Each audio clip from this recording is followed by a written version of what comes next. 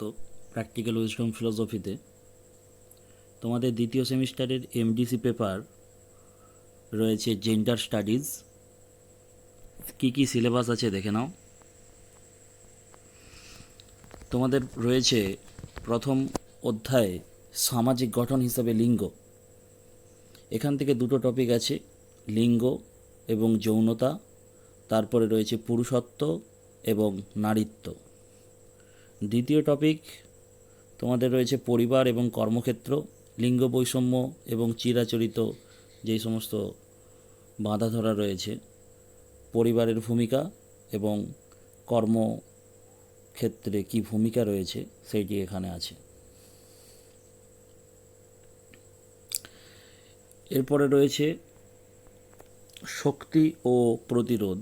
এখানে ভারতের নারী আন্দোলন এই টপিকটি রয়েছে। এরপরে রয়েছে লিঙ্গ এবং অন্তর্বিভাগীয়তা। এখানে জাতি, শ্রেণীবর্ণ, যৌনতা, ধর্ম, সক্ষমতা এবং অক্ষমতা রয়েছে। শেষ টপিক রয়েছে লিঙ্গভিত্তিক সহিংসতা। এখানে যৌন হয়রানি, গার্হস্থ্য সহিংসতা আর ধর্ষণ আর সাইবার অপরাধ।